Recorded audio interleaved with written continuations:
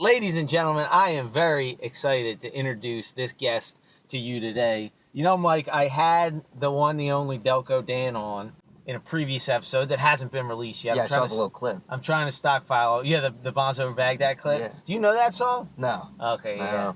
That was big when I was your age. But Dan, I was telling Dan how I was going to have you on this season. I'm in the second season. You know, I'm trying to batch it all together, so I appreciate everyone's patience.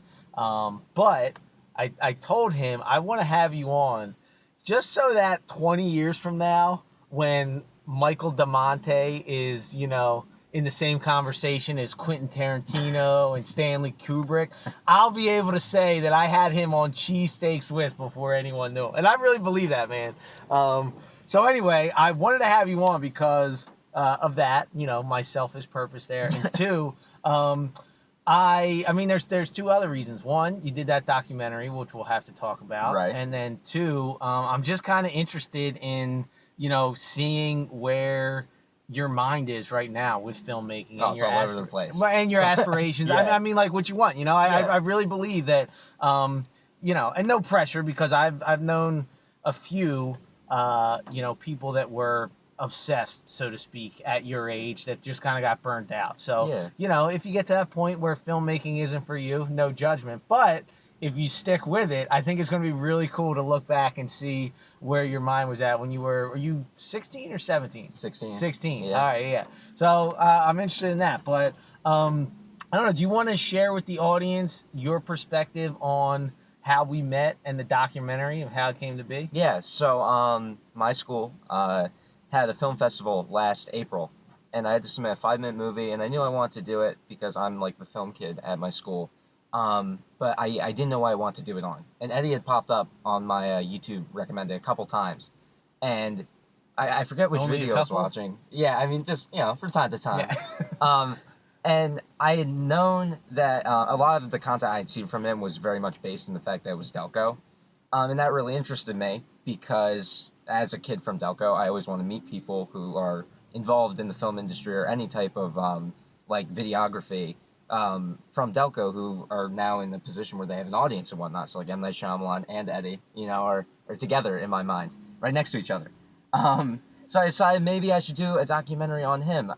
So I opened up Instagram and I sent him a message saying, hey, I think I I told you where I went to school. I said I was doing... No, you didn't tell me where you went to school. No. I just said... So, from my perspective, I get, you know, occasionally I get, you know, my channel's been a little stagnant lately, but when my channel was, like, really popping, I would get messages all the time. People, like, wanting to edit for me and, you know, wanting to work with me, whatever it was. And a lot of the times, it's people looking for a job, you know? Right, and so when I got your message, I was like, all right, this is somebody, he wants to, you know, kind of put together a little piece of work to kind of show what he can do and then maybe work with the channel, you know, at some point down the road. And you said you were in school, but I assumed that you were a senior in college, again, looking for a job after you graduate. So I'm like, all right, sure, why not? And it's weird because I get so many messages. It's like, it's a shot in the bucket on whether or not I'm going to see the message or not. And for whatever reason, I just happen to have Instagram open when the message came through. That's like the highest percentage chance that I'll see the message, you know, because the banner comes down. Right. So I'm like, all right, I happen to see it and I happen to respond, and whatever day he said, I happen to be free. So I was like, all right, why not? Let's do it. I was in a good mood for whatever it was, right? And then I think it was the day of. So like half an hour. So first off, I was surprised because I wrote him the message saying, hey, I want to do this documentary on you. You responded in like an hour. You can just talk All right. Yeah. You responded in like an hour. You want to start that segment again in case you want to cut it? Yeah, sure. Yeah. It's whatever you want. Where do you want me to start from? Just when you were like, well, first of all, I was surprised. First of all, after half an hour or whatever it was. All right. But yeah, let's just have a conversation, me and you. Okay, yeah. And you can include this in here. I mean, part of this is me learning what works with, you know, this podcast, you know. And I got to be better with setting it up, and I know I prompted you to talk to the audience, but... Yeah, I know, the people of America. Yeah, you know, all of them, of the world. Of the world.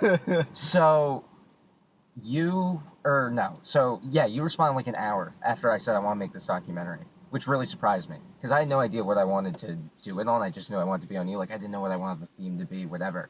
So I kind of panicked when you responded. You're like, sure, what day do you want to do it? This is great. And I kind of had to lightly say to you, like, I don't really have a plan yet. I just know, like, you're the centerpiece.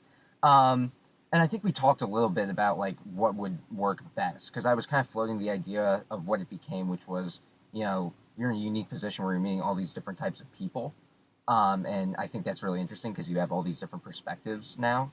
And so the day that we were going to film, I think like an hour before you came, you said, how old are you? I never asked you. So I'm sitting there and I'm like getting ready to come over and I'm like, wait a second. And I even read back through our messages because I'm like, wait a second. Did I just assume this kid was, you know, in college? And I was like, and I read back through our messages. I was like, he doesn't tell me how old he is at all. Like I just assumed. And I was like, dude, what if this kid's in like, you know, high school or middle school or something like that? So I messaged you, yeah, and I said, how old are you? And then I remember I listed like all my accolades first. Yeah. I was like, well, I'll have you know. Yeah. You know, I am the film kid at my school. Yeah. I've done this, I've done that. Yeah. Oh, and by the way, I'm 16. Yeah. But that's not a big deal. Yeah.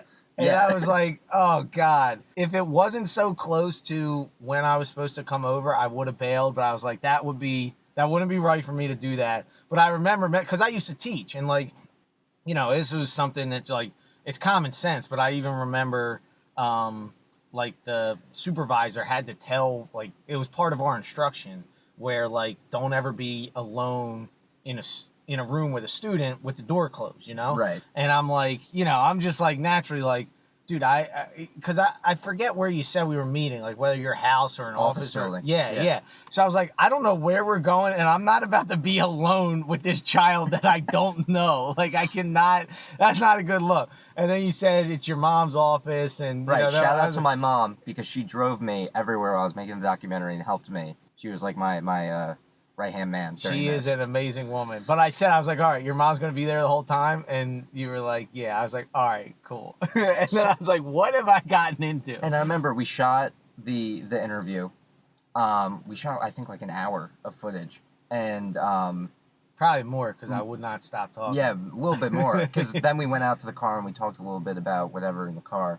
And I remember after we talked a little bit about how I want to maybe do more than just the 5-minute short film, like in the future. Like I want to meet Dan, and Jimmy, and like that was something that was kind of floating up in the air after we had met. So the first plot twist was that, all right, this kid's 16. So I'm thinking, all right, this is gonna be some like silly high school project. You know, he'll try his best and it'll be for whatever.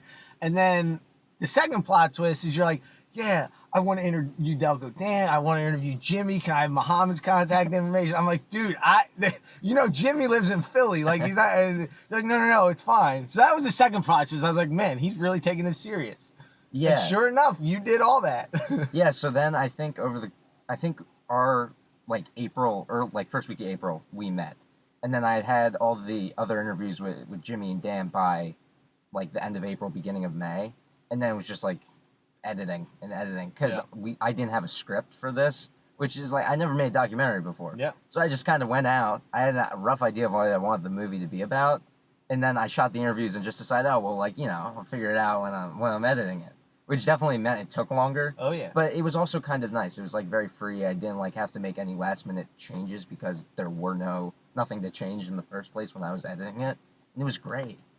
And just meeting Dan, I remember when I met Dan, I came with you to his lifting competition. Oh, that's right.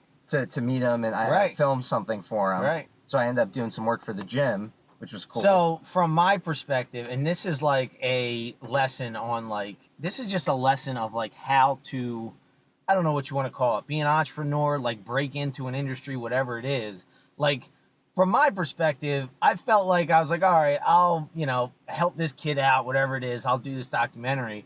But then when I'm like asking Dan and Jimmy to take part of their time, which is something you were always very respectful of, which I thought was very unique, being that, you know, you're a high school kid that, you know, it's not something a lot of people understand until they're older and they're working, and not just because they have busier lives, but because they understand like, hey, time is money essentially, you know. And you were always very respectful of time.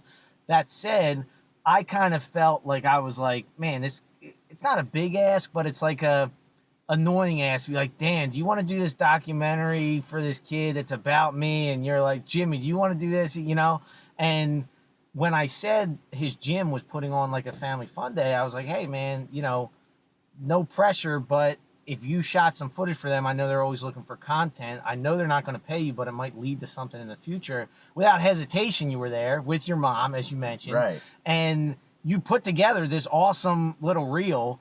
And I don't know, like, what else came of it, but I know you were like at that gym, like you became like part of that gym for a little bit, you know? So it was a deadlift competition, and Dan was taking me around. It was so funny because I knew him from the videos, and he's the exact same in person as he is in the videos. Yeah. So he's taking me around. He's going to everybody. He's like, this kid's gonna be great. And we've known each other for like half an hour, and he's like, this is the next Tarantino. Anyway, a lot of the people at the deadlifting competition came up to me and said, do you have any footage of what I did? Or they they sent me an Instagram message afterwards because I posted on my Instagram account the Delco Strength Shop reel, and I said, yeah, let me look. And then if I did have enough footage, I was very honest with them. I like I said, if I didn't have enough, like I don't want you to pay for something where it's like I don't have enough for you. Yeah. But I did have a lot for these people, so I ended up doing like 2 or 3 different edits for people who just wanted like an individual highlight reel. It was great. That's really cool. Yeah. And you got a connection with Dan. You know, right. He was like, I don't think he did the interview after that. And I know like you were working with him with other things. So basically I just thought it was really interesting. And I don't know if you had an experience like that before. I don't know how you like knew to do that, but like, you know, a lot of people don't realize that, like, especially when you're doing something that everyone wants to do, you know, like there's no shortage of people that want to work in film. Like you got to be willing to like take a Saturday or Sunday, whatever it was, and like shoot for free and not know, you know, you could have very well got no interest from anything, you know, you could have very well like not had a Delco Dan. It could have been like a-hole that's like, this kid's, you know what I mean, like never talked to you, you know what I mean? But like they're the risks you got to take, and you got to be willing to do that. Like, you know, a lot of people think put yourself out there is like, you know, be willing to look stupid or like, you know, try and fail or whatever. But I think a lot of putting yourself out there is like doing things without guarantee of getting paid or without guaranteed of like someone even being interested in your product. You know? And I think that's something that my mom instilled in me from when I was really young, because I decided I wanted to make movies when I was like 6. But it only became like a real... Of course you did. Yeah, it only became like a very real thing when I was like 8 or 9. Oh yeah, like, 8 or 9. Yeah. You know, when most filmmakers start. Yeah, I was just like, you know, messing around in my free time from like ages 6 to 9. But then my mom started to realize it was like a very real thing that I wanted. Yeah. And so she helped me a lot. Everything you just said, she told me. Yeah. From the time I was 9, like she talked to me very much like an adult. And so part of that was, you know, I started doing a lot of acting. Well, not a lot, but like from time to time acting in commercials or as an extra in a movie just to get on set. And I remember I didn't really like it that much. I would be like, oh, this sucks. You know, I'm not an actor. I can't do this. And she would be like, well, you know, you're getting on set. You're meeting these people that could be people that could help you later in life. Like I remember I did a movie for Drexel, like a short film for their senior thesis. And that was like a very long, grueling shoot. But it was also nice because everyone that was working on it was super nice. And I got to share with them how much I liked movies. So, like, you know, that's not something you see every day. Yeah. And that's, like, now a contact where, like, these are people that I know. Right. So even though I wasn't a really big fan of acting, she never pushed me to go to every single thing. Like, it was very much, do you want to do this? And I was like, yes. And then once I was there, you know, maybe get a little bit cranky because I was, like, 10. You know, we're shooting till 11 at night. But she was like, you know, this is really good. And you got to make sure when you're out there, like, ask questions to the director. Yeah. Like, if you get a chance, ask anyone you can any questions. Like, show them, like, you're very interested in this. Yeah. And I was an extra in The Irishman, which was, like, the biggest, like, little thing I did because I got to sit not far from where Robert De Niro was. And I remember being there. What scene in The Irishman? So I believe her name's Peggy. His daughter. His daughter is doing a speech on Jimmy Hoffa. About his trucking company for, like, her class. It's like a career day type thing. Yeah. Right, so I was in the back, and when we weren't filming, we were on the second floor of this, like, abandoned building or church or something. In Philly? No, in the Bronx. Oh, in no like, way. Brooklyn. Yeah. And so my mom was pushing me, like, go, because I was asking her questions about, like, the set and whatnot. And she was like, well, why don't you go ask the AD that was in charge of all the extras, like, these questions? So I started talking to the AD, and I'm like, I think I was 12 or 11, and I'm asking all these crazy questions. So she took me outside. She was like, don't tell anyone. because all the parents were there, were like, oh my God, my kid's in a Martin Scorsese movie. Right. But then I was the kid who was like, oh my God, I'm in a Martin Scorsese movie. Right. So she took me outside and I got to see how they lit like the whole thing, because we were shooting at 10 p.m. at night, but it was supposed to be like it was daytime. noon. I know Right. the scene. Yeah. Yes. I can see it, and that's crazy that it was shot at 10 at night. Yeah, so she took me around the set and I got to see all the different parts, and I was so close to meeting Martin Scorsese, but he was in the editing, like the little village, watching something back, because she tried to get me back there, but he was busy. Oh, yeah. But just little things like that, like getting on set and talking to the people, and yeah. And even that, like, just being 12 years old, you said? Yeah. Like, being 12 years old and knowing that shooting a daytime classroom scene at 10 at night is, not far-fetched, you know what I mean? Like, just knowing that they can do that, you know what I mean? Like, little things like that is pretty cool. Man, that's amazing. And then I think when I got older, my mom really pushed me to take every opportunity, not be afraid to, like, kind of what I did with you, like, reach out to people, even though I'm only, like, 16 or whatnot. Like, you never... Something she told me a lot was, they don't really care how old you are or whatever, as long as you, like, have a good story or whatever. So I started writing screenplays. And she would push me like, well, why don't you email it to this person? You mean have a good story as far as have a good screenplay? Yeah, like a screenplay. Not like a good backstory. No, like a good screenplay. So she would really push me like, well, why don't you try and, like, email it to this person or whatnot? And, like, you swing and miss a lot, but at the same time, like, that's experience. Yeah. And it's great. And I've met people like you. I've met so many people, and I'm already, like, being able to build, like, a network, which is very nice. And like, a very cool thing, considering, like, I've been doing it kind of all on my own. Like, obviously my mom has been, like, helping me with it, but it's also like I'm the one that sends the email, I'm the one that, like, initiates it. Like, I speak for myself basically. And it's great. I think it's good your mom said it, because I've picked up on that too. Like, when you're talking, you've told me stories where you're like, I'm just a 16-year-old kid, or whatever it was, and I want to be like, dude, okay, you are, but nobody cares about that. You know what I mean? Like, as long as you have something that can help someone else, nobody cares how old you are. As long as you have a good product or good talent or skill that is providing them something they want, nobody really cares, as long as it doesn't involve them being in a room alone with you when they don't know you. Yeah. I just think I've been raised in very much an environment where it's like, we'll start chasing your dream, like, now. Yeah. Because especially how competitive this, like, industry is. Oh, yeah. I think when I was younger, I just assumed, okay, well, I'll go to college for film and, I'll do, like, that's how I'll start. Yeah. And I just decided, like, I won't do anything till then. But it's, like, in an industry this competitive, like, you got to start as soon as you can. So if I can start, like, at this age and really try and build it, like, I'll be way ahead of the curve, like, as opposed to if I just wait till college to, like, start getting into everything. Yeah. So I've been taught very much, like, go after, like, don't worry about your age, just go for it. Yeah. Which is great. But even, like, not just being ahead of the curve in that specific industry, I'm telling you, that mindset, it's not something I learned until I was older. I'm actually reading a book. It's called Limbo. It's about like the different mentality of, I don't know if you're interested in this stuff. You are. You're a filmmaker. You definitely are. But I don't want to sound like school when you're not in school. That's another thing I want to ask you about, but we'll get there. Right. But it's talking about, like, the different mentalities of the culture and of, like, the classes you're in, like the class culture. And something about, like, a blue-collar mindset is very transactional. And it's not something I learned until I was older, because it's like, I worked at P.F. Chang's, and the bartender, I would clean up there because the bartenders wouldn't want to take out their trash, or they wouldn't want to do the mats. And at the end of the night, they would offer me an amount of money to do it, Mm-hmm. And that's where it started, It's like, hey, I'll give you $40 if you take the mats out for me, right? Where...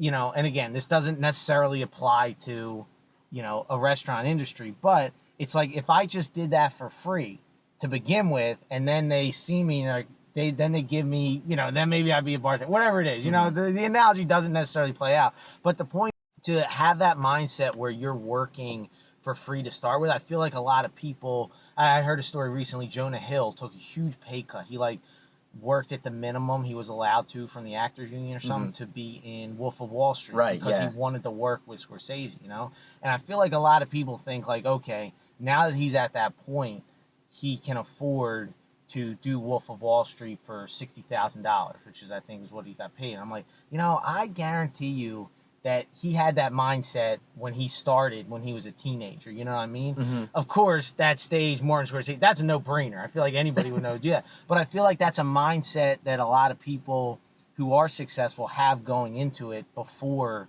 they really see before that success is tangible, before the result is tangible. You know what I mean? So that's really cool you're doing that. That said, had I known the result that would come about with the documentary, I'll be honest, I probably wouldn't have done it. Okay. So, and I remember thinking that because, to go back to the documentary, the next step or the next part of this process, you finished it, right? Mm-hmm. And what did you want to do? I wanted to show it in a theater. In a theater, right? You said you wanted your grandparents, which I respected. I actually love that. That pulled on my heartstrings. You wanted your grandparents to know that you had your movie in a theater. Right? So you invite me there. I'm like iffy on whether or not I want to go. So I said, well, why don't I bring the movie to your house? Yeah. And we'll sit in the living room and we'll watch it, so you can see what's going to be on screen. Right. And I watched it, and that was uncomfortable, but it was better than other people around. But then, so we go up there, and you rented a theater out, or you had access to a theater somehow. You had 50 some people come out. Yeah, so? 50, 60. Yeah. Right. And there was the Driving Delco documentary, and I came out. Dan came out. I don't think Jimmy Muhammad. Yeah, but I remember you were so nervous. I remember, and at the end, you said there's gonna be a Q&A at the end or something, and I think you called me and Dan down, and then you said 2 words. You were like, "Okay, that was it. Now Ed's gonna say something," and I was like, "Whoa!" You put me on the spot, and I don't know if I said it, but I was definitely thinking that. I was like, "Dude, if I known it would have been this big and I'd be up here talking to you people, I would not have done this." So it's pretty amazing that it's just it was the most unexpected thing that this 16-year-old kid would end up renting a theater and putting this documentary out. And it was really nice because everyone that came out was really supportive of it. But there was one person that talked to my mom afterwards and my dad afterwards and said, I came out tonight because it's a little bit of a drive. It was in Phoenixville, so that's 45-minute drive. Yeah, it's not Delco. Yeah, no. Yeah. He went to see them, and he said, I came out tonight because, we're really good friends, and I thought, I'm doing my friend a favor by going to see their child's film, and I just expected it to be a little, what you expect from a 15, 16-year-old. And he said, but I absolutely loved it. That was a lot better than I was expecting. That's truly amazing. That was the biggest compliment I could get. Was that Bob that said that? I'm not sure. I think it was and I'm pretty sure his name was Bob. It's been a while. I feel terrible if I'm forgetting his name. But one of your, I think, mom's friends is the godfather of Shane Burke. I don't know any of these people. So it's just crazy. So okay. All right, this will be a little tangent, but Shane Burke has the same condition Jimmy has. Oh, right, yes, yeah. Yes. And he's Squirmy and Grubs on YouTube. I think they just passed 1 million subscribers on YouTube. Oh, wow, yeah. Okay. And he has the same condition that Jimmy has, and me and Jimmy we've never met him. I don't know if Jimmy's ever messaged him, but we always talked about him because he wrote a book. He's a really interesting guy, but he's from Bethlehem, Pennsylvania. They live in, I think, Michigan or Wisconsin now. But talk about a small world, man. Having that connection and him seeing Jimmy in the video or in the documentary. I mean, I just thought that was pretty interesting. But he said something in a similar vein of that. That was really good. He was impressed. But I wanted, so let me hear your thoughts on after showing that documentary and hearing that compliment. What did you feel like after that? I felt really good, but it was also very much, and I mean, even though this is on a very small scale, I think it's also something that happens in Hollywood a lot. It was as soon as I left the theater, I was like, okay, what's next? Yeah. Someone was like, so what's the next move? Yeah. And I was like, I don't know. And I was also very anxious because I was submitting it to film festival. I was submitting it to the Smog Castle Film Festival, which was the biggest thing that was the end all be all for it. And I didn't. Because you are a huge fan of. I am a huge Kevin Smith fan. Everything that comes with it. Yeah, I love Kevin Smith. I love Clerks. That's probably my #1 favorite movie of all time. And I met him at like a Philadelphia Comic Con. I told him like I'm submitting something to your film festival, like this movie about this Uber driver. And so first it was kind of just like, well, let's see if we get in, and we didn't get in, but like I was a little bit upset, but at the same time, I sat down and I thought to myself, well, like, I met you, I met Dan, like all these great people are now in my life because I made this movie. So, like, I definitely, I didn't break even. Like, I definitely prospered very much from this, even though I didn't accomplish my end goal, which was get into this film festival. And I think, like, right afterwards, I just decided, okay, I'm taking a break. Like, I can't, because I spent so much time editing that. I would go to work. I had a summer job as a busboy, so I would go to work, get off at, like, 10, and then come home and edit for, like, an hour, hour and a half. For like 1 minute, not even, of stuff, which is like, that becomes grueling. Yeah. And like, I'm constantly hearing my computer fan overdrive and everything's starting to lag because it's this big file.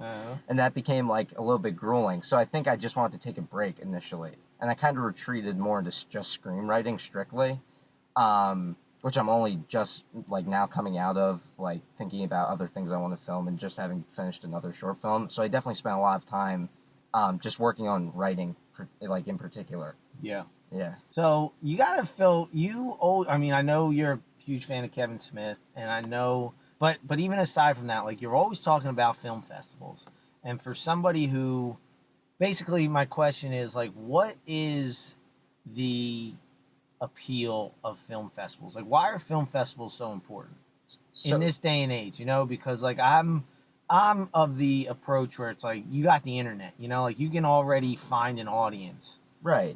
So like why do you focus so much on film festivals? I think, well, obviously in the time of Clerks in like the mid 1990s, film festivals were all the rage because that's like the only way that you can meet people. Right. Like you go out there, you get into Sundance, there's bound to be like network executives there, you meet whoever. Right. And then in the modern, like currently, that's not as like, it's still nice to go out there because you can meet all these people still. Yeah.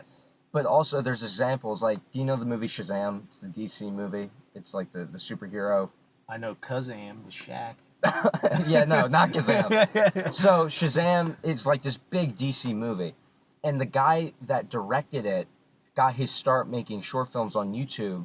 And someone, I guess, at Universal, I forget who produced the movie, but there was a movie in 2016 called Lights Out.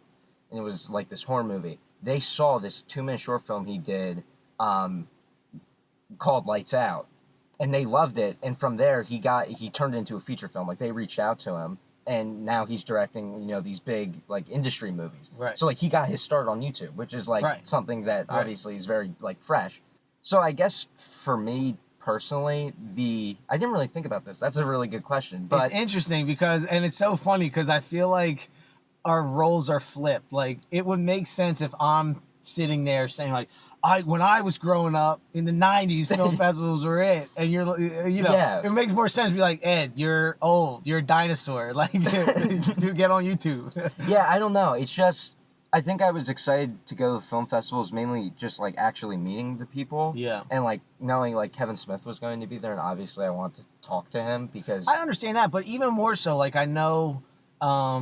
You could have gone regardless, Mm-hmm. like you could have gone as the patron or I don't know, whatever you call it, attendee. But not even that. Like there's other film festivals I know you talk about, and I know you put so much stock in film festivals. Mm-hmm. And I guess I'm just curious why. But is part of it like the approval of peers rather than reception from an audience? Because there's a difference. No, because like I'm not really concerned with ever like winning any awards. Like I don't feel the need to like I can die the day I win an Oscar. Like I don't need like I don't really believe in all of that stuff because like everybody, like all those judges and everything, like they have their personal likes and dislikes. So just because they didn't like your movie doesn't mean it's bad. And on top of that, sorry to interrupt you, but like I remember how disappointed you were with Smog Castle. Mm-hmm. Like, I think I told this to your mom. If I was an Uber driver, and where's the county that Clerks takes place? Oh, like in Leonardo, New Jersey? Yeah. Right. If I was an Uber driver in Leonardo, New Jersey, and you did that, 100% we're getting in Smog. Mm-hmm. You know what I mean? Yeah. And like so much of this has to do with exactly what you're saying. Like not just the artist's personal or the board's personal likes, but like how it fits into the branding of Right. this specific festival, you know? I get the way I see it is that if I put on YouTube, which I did, like yes, people are gonna see it and people like it and like it could go viral. But you know, if I should still shoot for the film festivals, because if it gets into one of those, like, and I go out there, like, it's very likely I'm going to meet like other like film directors or like other people that I can collaborate with, like Yeah. right off the bat, basically. Whereas with YouTube, like, you know, You can't. Yeah, like the, you know, everyday people who like aren't in that industry are gonna see it a lot more than like this one dude. And even if he does, he might just say, "Oh, I like it," and, Right. and that's and that. that's it. Yeah. Right. Like, are you hoping to get funding for like another project or just kind of network? Like, So, I think what I'm really interested in right now, and I kind of touched on earlier, is screenwriting. Like that's something that I focused a lot on. And so I think that by going out to those festivals, I would love to meet these people and say to them like, hey, I have a script because I wrote a script, which is like basically finished, and I'm starting to work on another one. So like basically what I would love is to go out there and meet these people and make those contacts, but also say like, you know, I have a screenplay that I wrote, and like, you know, I would love if you could look at it, or whatnot. Yeah. What's the screenplay about? Well, I don't think I can say, Oh, because you know, the people of America might take my idea. So, you know, I gotta keep it under wraps. Yeah. There you go. I respect that. I understand that. What genre is it? It's a drama. Gotcha. It's a drama. I guess the way I would I don't really know how to describe it. But it's gonna sound like kind of weird, but I guess the movie that inspired it the most is Boogie Nights, even though it has nothing to do with Boogie Nights. Because like, I guess it's kind of like about like a really messed up like family. So like it's a family that's together, but they're also like kind of messed up. They're in this messed up situation. But I like when I wrote the first draft, like I watched Boogie Nights a lot while I was like writing it, even though it has nothing really to do. But it was kind of like in that like sense. At what age, like, did you run into a lot of parental restrictions? Okay, growing up, so I gotta ask that. All right, so I like, would not have been allowed to watch Boogie Nights. Well, and for those of you who don't know, because this kid has you're one of the few people who has the movie library, mental library that I do, that I know. You know that same, probably more. Well, weirder, definitely weirder. I think I've seen more movies, but you've seen more weird movies. But yeah, like Boogie Nights, for those that don't know, I think it was Mark Wahlberg's breakout film. Yeah, he was no longer Marky Mark after Boogie Nights. What's it called?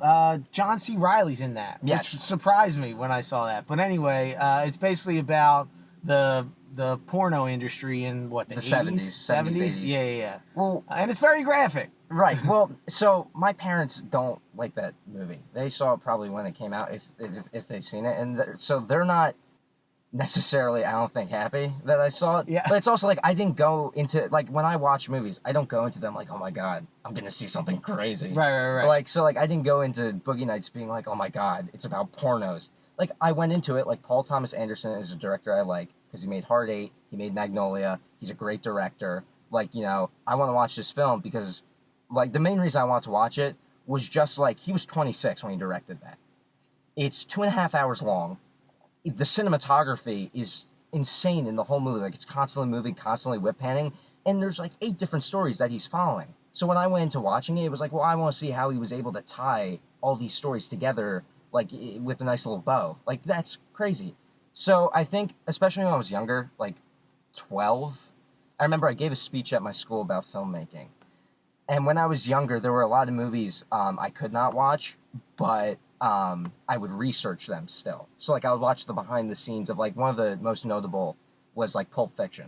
Like, I didn't watch Pulp Fiction until I was, like, 13, 14. But I'd known about it since I was, like, 11 or 12 because I would watch, like, you know, the behind the scenes footage.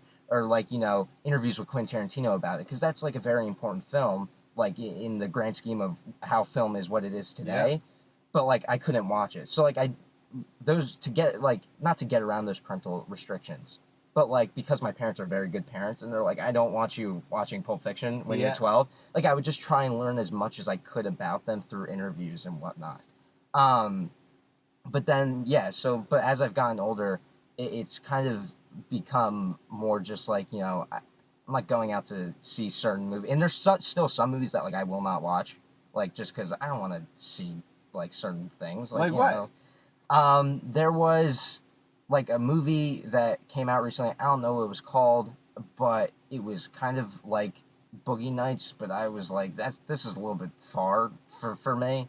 Like yeah. So there's certain movies where it's just like, you know, I'm still 16. Like I don't even feel good watching certain things. You know, but like I go into like you know, but there's a lot of movies that I watch that like I watch solely for like the filmmaking purpose. Like I'm not going out just because it's like, you know, oh my god, I want to see this terribly gross, disgusting thing. Like that's not how I view it. Yeah. Yeah. What do you think? This is something I think about a lot. What do you think is the value of showing graphic? You know what I mean? Like gore, like nudity, like, you know, just extreme.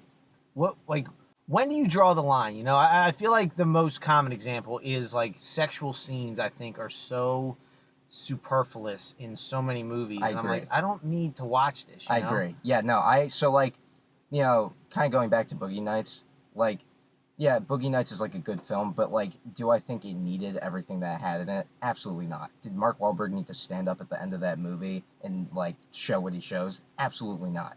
So like me personally, like I don't think, you know, like you don't need nudity to like for the film to be good or whatever. It's also kind of gratuitous at a certain point. And then it kind of makes you wonder like, is the scene more powerful if you just don't show anything at all but it's implied? Yeah. Like I think that's something that is like that's something I think about. Like is it better to just imply it as opposed to actually showing it? Because sometimes what you don't see is better than what you do see almost. So I think, I mean, with violence, like Quentin Tarantino's like all of his violence, like I don't really have a problem with that. But like definitely with more like sexual stuff, like it's like, oh, what are we doing here? Like, is this really necessary? Yeah. No, it's not. I think I'm curious to see how it goes because on one hand, I think people are, you know, I don't know what the word is, like impulsive, like simple, you know, like I think people, the average person, you know, the average person chooses to eat a donut rather than vegetable, you know what I mean? What I'm getting at is a long way of saying is like, even like I think part of Boogie Nights was that wasn't as common. You didn't see that at that time when that movie was made. Same with Tarantino, like it was more violent than other ones, you know. And you know who's with Michael Bay with his explosions and stuff. You know, it was bigger and more. I don't want to say graphic, but like visually pleasing than other ones. But like this day and age, like I just feel like things are so, you know, the commercials you see on TV are more graphic than the movies were in the 80s. Well, it's also like, you know, you can walk into a movie theater and like now you're allowed to say certain things in like trailers that you weren't allowed to say in the past. Like you can like curse in trailers and whatnot. Right. So it's like, you know, I went to see a movie a couple weeks ago and they played the new Magic Mike movie trailer. Like they full on show like a lap dance in that trailer, and it's like, oh, yeah, this is like the trailer. Like if I don't want to see it, I'm not supposed to see it. Right. So why is this in the trailer? Like I think that's ridiculous, and I think trailers are also suffering now because they give away the movie so much. Yeah, like you basically know what's going to happen. See, I forget who I was talking to about that, but my thing with that is I think this day and age, dude, the content, there's so much content consumption. I think everybody already knows the story, you know? Like, and I almost feel like people watch movies or watch anything down to a 15-second TikTok for the experience more so than like knowing, like being surprised. Like I think the surprise just doesn't happen anymore. Like, I mean, I forget who said it. It might have been David Mamet, but I don't think it was. It might have been him though. There's only 7 stories. Someone said there's only like 7 stories that you can tell. Right. It's just like, you know, what do you inject into it that like makes it different? Right. Yeah. So I don't know.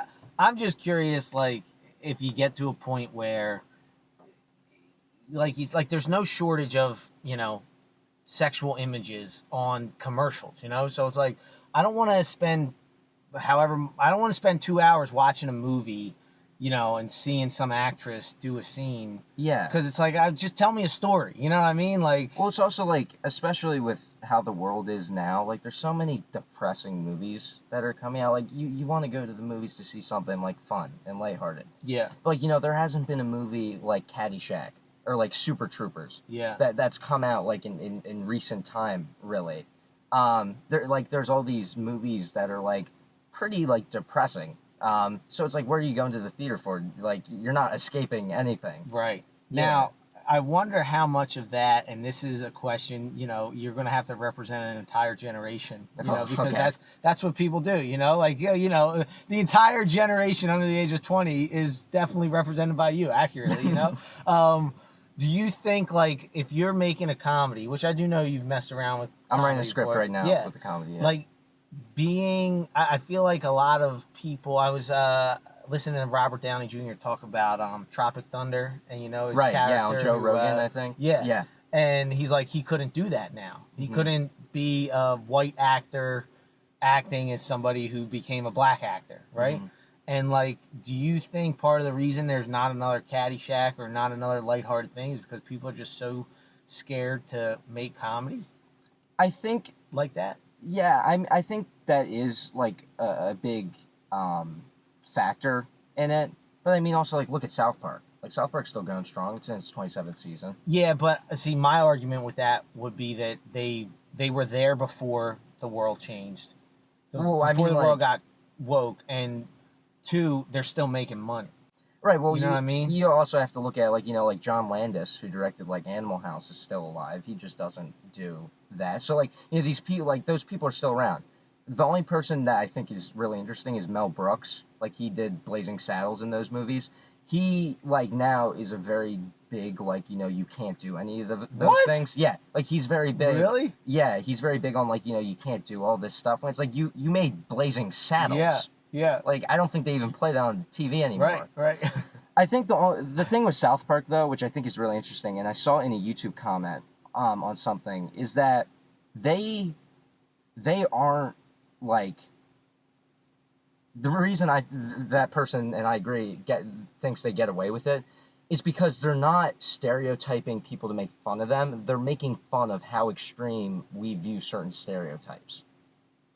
Yeah, I'd like that. So, like, there's certain characters Yeah. in South Park where, like, you're laughing at them because you're thinking, oh my god, these stereotypes are ridiculous. But it's really, South Park's always pointing the finger at you and being Right. like, this is like us. This is Yeah. like America. So that's why I think South Park, like, still survives. Is like, Yeah. it's not, like, yes, it's an offensive show, but it's almost like targeting the fact that, like, you know, we're the people that made it offensive. Yeah. If that makes sense. Like, I That's don't a know. really interesting. That's an interesting observation. But I think, like, you could make Caddyshack today. Like, Caddyshack, it's just like a good. I think that's pretty lighthearted. I don't remember anything in Caddyshack that was like, oh my god. It's also like you can make like Animal House. Actually, no, you couldn't. You couldn't make Animal House today. I take that back. Oh, you definitely couldn't make out. No, but like you can make Caddyshack. I think a movie that you would struggle to make is like Airplane. You know what I mean? Like Airplane is like a movie that I don't think would survive today. So it's like a very like it's very like all over the place. Like a lot of the Gene Wilder and I forget his name. I forget his name, but they used to do like buddy comedies together. Gene Wilder and this other. Oh, guy. Richard Pryor. Yeah, Richard Pryor. Yeah. You couldn't make any of those movies today. They would be like terrible. But those movies, I feel like, I don't know.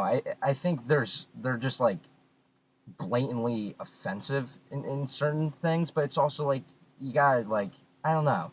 It's very difficult because it's like yes, they're offensive, but it's also like where does it become like? But is it terrible if they're not just pointing the finger at one group? Like they're making fun of everybody. See, that I mean, I like that. Yeah, I like that. I think it, and this might sound cynical, but I think it just all comes down to money, you know. And I think you can't make those kind of movies and put them in film festivals, or I don't think Netflix is going to take the risk on it. But I think you can make that thing and put it on YouTube. Well, maybe not YouTube anymore. You can put it on Rumble. You know, you can put it on your own website or something. And I do believe that a lot of people would like that. You know, like a lot of people still laugh at. But basically, it just drives me crazy. This whole like, I really believe this whole like woke. I think everything comes in waves, and this whole like being offended by comedy, it's gonna have to change because there's no way it lasts, you know. Right. And I do think someone's gonna make a funny movie, and people are gonna laugh at it. Well, you know there's what I still mean? like there are certain people. So like Seth Rogen is a great example. Like he's still very much making movies where it's like he made that movie Good Boys recently, like 2019, 2020 ish. What was that about? It was about these three boys, and if I'm remembering it correctly, they get a hold of like a teenager's backpack that's full of like Molly, and they're I like kind of remember that. Yeah. and they're running around with it, and there was like some pretty crazy things in that movie. So like that's a movie like that was still heavily like largely marketed, whatever. Netflix just came out with a movie called You People with Eddie Murphy and Jonah Hill, and I started watching that, and that's definitely like Netflix was definitely taking like some sort of reach with it. Like they were See that like, think about those other movies you talked about, like Blazing Saddles or the one with Gene Wilder and Richard Pryor when they're blind and deaf. Deaf, right? Yeah. What's that called? Eyes, what? See, no, hear, and eat. I forget, but It I know has what you're something to talking do about. with seeing. Right. But anyway, it's like, I don't know. It's also just a different generation. There was really. a few scenes in You People that cracked me up, but like, I felt like there were parts where I'm like, all right, you're like being a little preachy here, you know, like, Yeah, and no. I feel like you can't make a comedy and just like like that's the thing about South Park. South Park never feels like I'm being preached at, you know, and like South Park respects the audience enough to be like, hey, you know, these are the stereotypes we're laughing at, you know. But like, you can also make a great comedy without being offensive at all. Like Beverly Hills Cop, I think is a great example. yeah. Like that movie's just flat out fun. I agree. Like you don't need to be offensive to like, Oh no, be funny. Yeah, I totally agree. I don't know. It's interesting, man. It's interesting where comedy is, and I feel like everyone's kind of sick of it. But there's like this invisible they of like you can't say that. They said you can't say that. Like who is they? You know, like this small Twitter minority. I don't know. I just think eventually it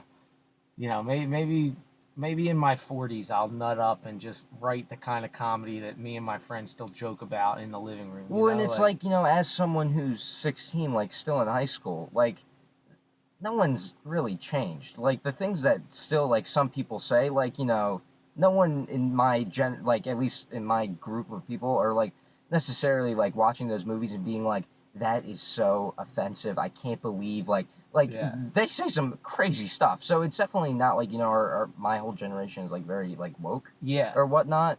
So that's good to hear. And that's what I was getting at. Like I just wondered like the temperament of like what kids think, you know? Well, it's also like, I don't think I'm terribly good great to speak on that because like, I don't represent every single one of those communities that could be like, Right. And I guess that's where I wonder because, one of my biggest, like, I call it like, research and development. Like I'll read the comment section of, videos and like, we're very sectioned off, so if you find a woke video, all the comments will agree with it. But then if you see, a video of somebody like critiquing the woke video, all the comments will agree with that, And I feel like the crazy majority of people don't get as offended as the people who are offended get. I mean, everyone's entitled to their own opinion, and if someone thinks it's offensive and they're a part of that demographic, like more power to them for speaking up about it if they think that way. I mean, I'm in no place to say like, you're wrong. Crazy times, man. But so back to the documentary. This is something that I wanted to ask you. Okay. So I hope, I don't know if you understand like how, I think maybe you'll understand one day, like it was a very weird position for me, like a documentary about me, and like watching it and like, especially I think a big part of it is like, I'm not exactly where I want to be. in my career right now. You know, I still want to grow. I still want to do more. And like, I don't know, just being a part of it, I was like, you know, that's another reason where I probably would have said no had I known how well you would have done with it and how dedicated you would have been with it. That said, watching it, I wasn't, I thought you did a good job. You know, I thought you know, there's obviously critiques I have just as somebody, an audience member. Mm-hmm. And I was curious on if you would, you know, if you would want me to share that on my channel. And I think the only reason I would be willing to share that on my channel is to be like, dude, this 16-year-old kid came up with this.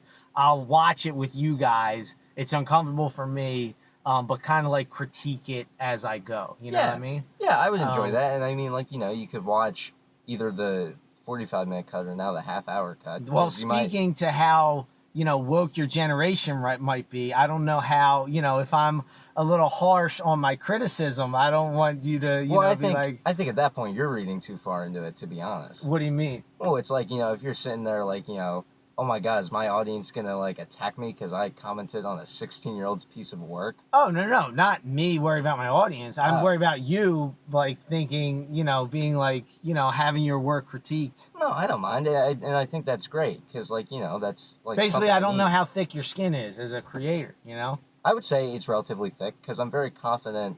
Like, you know, I admit when I'm wrong or when I don't think something turned out great, but I'm also very, like I stand my ground if I'm like, you know, this is what like I wanted it to be, and that's what it is. Like, that's cool. So like, I'm very open to criticism because I obviously need to be. Yeah. But it's also, you know, if I just because an adult said something about my film doesn't mean I go and change it. Like, you know, I'm very strong and like, you know, well, no, this is how I wanted it to be. Yeah. If that makes sense. Now, you did mention you had to cut 15 minutes. It's a 45-minute film? 45-minute movie. And you had to cut 15 minutes. To get into a certain festival. Right. How'd you go about that? So, I narrowed down the story a lot. I focused... One very big critique that I got was like, you know, people are interested in you as a content creator, and like that's because that's what you're known for. So maybe focus more on that. And at the time that I got that piece of information, like I was very open to that, but I couldn't find the time to like sit down and do it, because I did want to do that. And then this film festival came along, and it was like a blessing in disguise. And so I got to sit down. So a lot of what I cut had to do with like how you went around, like about like writing the book, like for the main. Like I very much focused on, okay, you know, you grew up in Delco, you liked writing, and then you know, you wrote a book.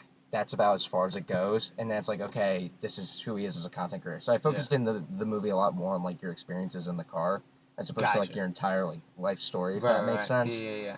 Gotcha. So that's what I did to cut it down. I'm interested because part of my watching it, I think, and I don't know if you felt this too, and again, like this could go back to being that it was your, you know, first documentary, you didn't have an outline. I thought like the story kind of went all over the place, you know, like Dan came in, Jimmy came in, Muhammad came in, and it was just kind of like. So I'm curious on how the editing process, if that changed at all. And I think that was because I was like trying to grapple with like a lot of themes at one time. Like there was a lot of different things I wanted to say. Yeah. But like I wasn't, so like I was very inconsistent with like how it was going. But the way that I basically structured it now is that it focuses a lot more on just you and Dan. Gotcha. Because like you're the two dudes like in the car, and like Muhammad's very much still like in it. So I focused a lot more on like you in the car, if that makes sense, and like your experiences in the car. That's how I cut it down. Gotcha.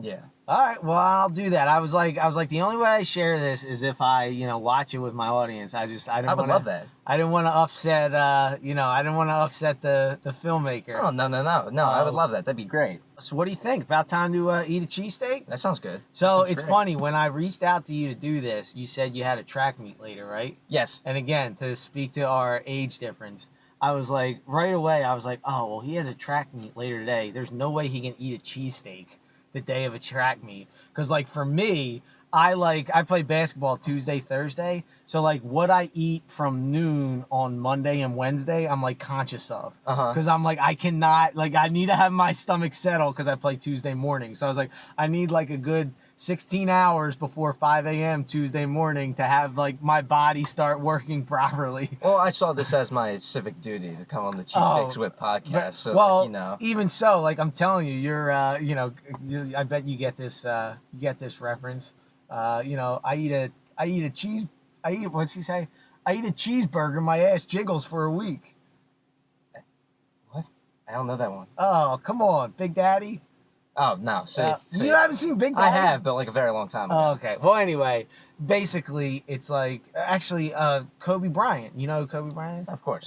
Yeah. I remember he gave an interview saying the night he scored 80 points, he had like 3 pieces of pizza, a couple burgers from Burger King, fries, whatever it was. And now he's older, his like diet's like strictly every day before a game. It's like, 6-ounce piece of chicken, asparagus, whatever it was. It's just like, long story long, the fact that you can eat a cheesesteak and run a track meet reminds me of a time of my life that is so far long gone, and it makes me jealous. Hey, I mean, you can always try. Are you going always to try again? Yeah. Are you going to? No, wait, dude. I'm like, all right, I got to go to the gym today. So if I eat half the cheesesteak by 4 o'clock, I'll probably be good.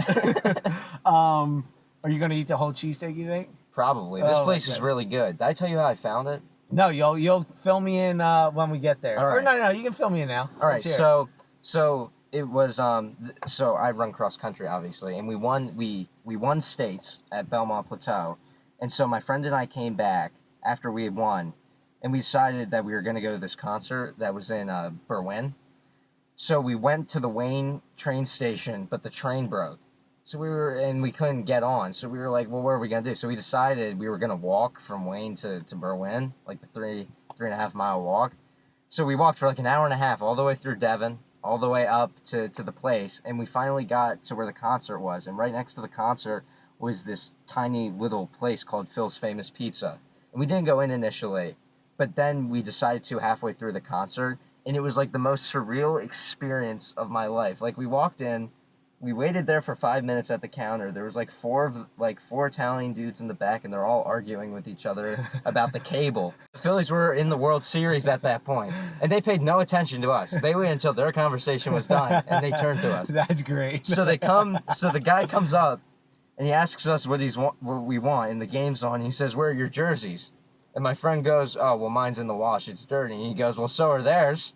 And then we started laughing, and so we were waiting for our food, and then I guess a dude from New Jersey called and by accident ordered a lot of food, not realizing the place was in Pennsylvania. So they ended up giving us like 50 free wings. No way. Yeah, Oh, they were really sweet. cool dudes. Yeah. And it was a great experience. It was like the best cheesesteak I've ever had. It was amazing. All right. So I've been meaning to go back there. All right. That sounds like it could be a short one day, like that whole Yeah, experience. yeah. Well, we'll have to check it out. That's a great story. Again, that kind of night reminds me of, that's like that takes me back to a different time. That's great, man. Yeah. All right. Well, Phil's Famous Pizza? I believe that's what's called. All right. Let's rock. All right. All right, ladies and gentlemen, we are back at Famous Phil's up on the main line. So we're going to eat this cheesesteak with our pinkies up. This is the kind of place you go before you go to the Lamborghini shop right down the street. Yes, I'm all dressed up for the occasion. I say we are back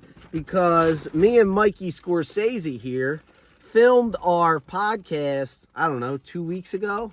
Maybe a little longer than that. Yeah. And, you might notice if you are watching this at the end of the podcast, or if you watched the podcast and then came here, we are in different outfits because, for whatever reason, it did not record inside, It might have it recorded only outside, so we had to come back because that's what we do at Cheesesteaks With. We are dedicated to giving you an honest review, and I have to say, the first time I was here, it was a great experience inside. My review the first time was, this is the kind of place where you want to come and sit down. It's BYOB, which is pretty freaking sweet. And you can sit down, watch a game. There's a nice TV. And the atmosphere there's some characters. There's some characters behind the counter. It's the reason why he loves the place. He talks about it on the podcast. And I got that experience because I walked in and the guy, I assumed he was either the owner, definitely at least the manager, was on the phone, not screaming, but talking tough to his beef distributor, I guess you call it, saying that the meat you're giving me is subpar, I'm getting ripped off for subpar meat, yada, yada, yada. And that said, I did give it, it's a Philly cheesesteak for sure, but I gave it a 7.6 rating because the quality of the meat was very, very bad. So I'm curious if, the change they made is already in effect or if they're dragging their feet there with it. I've taken a couple people here and everyone, no one has liked it. Only I have liked it. I mean, right away, you see you got to chop up. The meat's really thin. I like that. It's not just a chop up. It's a thin chop up. You got the onions distributed out. You got the steam coming off. I don't know if you can pick that up in there, but I think it looks pretty good. It's not small, but it's not the biggest. And I don't know. I'm excited for this. I'm excited. I'm a little hungry right now, so yeah, so am I. So it might sway my rating a little bit, but hey, we can only go up from 7.6 because that's the baseline. Cheers. Definitely better than last time. I remember. I have to agree on that. They've improved. I'll tell you what, Phil's hit the jackpot with this computer malfunction because this is a completely different cheesesteak, second time around. I got my rating. I mean... Already? Oh, yeah. I'm a professional, man. You give me 2 bites and I know what's going on. I mean, the roll's great. The meat's great. It's not dry. It could be a little more moist. Yeah, I think that's the only knock. I think the cheese to meat to bread ratio is spectacular. Yeah, going off the moistness. I kind of like when the juices soak into the bottom of the bun. So you kind of get a soft bite. If that makes sense, you get that soft under. Oh yeah, yeah. And that's not present here. Not at all. I mean, there's zero drip to this. No, but if there was drip, I think this would be a little bit higher in my book than what it is currently as I decide what the final score is. Yeah, so maybe this is just me speaking as a growing 16-year-old boy, but I would order 2 of these if I came here. Oh, that's right. Oh man. I forgot if we put that in the podcast or not. If that was just in the review, I have to add, he had this last cheesesteak before a high school track meet. And when we were trying to set this up, I was like, oh, he probably can't do it the same day as his track meet. And he's like, no big deal, right? So this kid eats a cheesesteak before a track meet. And Pika's Pizza. Right. Pika's Pizza for breakfast. Right. Cheesesteak for lunch. Goes to this track meet and sets a PR. To be young again. While Mikey Scorcese comes up with a score, I got to pitch the podcast. This kid right here is a potential, the potential next Tarantino, Scorsese, fill in the blank of your favorite filmmaker. Kid loves making movies, and I've seen some of his work. It's impressive. Oh, thank you. All right. So the only thing that really is a problem for me is that there's not a lot of drip. But besides that, I really like everything about this. And then maybe, I'll bring it down a decimal place just because, I would have to order 2 of these to feel semi-satisfied with, my lunch. I would probably order fries with this as well. I'm going to give it a 9.3. 9.3. Yeah. Wow. Last time I was 7.6, which, as you should know by now, but for those of you that don't know, 7.6 is the baseline Philly cheesesteak. If it qualifies as a Philly cheesesteak, it gets a 7.6. However, whatever they changed, not whatever they changed, we know what they changed. It was a meat situation. I'm going to give it an Eric Lindros, 88, baby. This is an 8.8. I'll take it. This is good. This is it. good, man. As he said, order it with fries or a side to fill you up a little more, but Phil's got my approval, man. And just so you know, this video was edited by this one here, so that's this is light work for him, but just so you know what he's capable of. You can check out other videos, other cheesesteak reviews he did. I know he did Jack's and Leo's that I'll put at the end of this video. Thanks for watching, guys. Stay beefy, Philadelphia.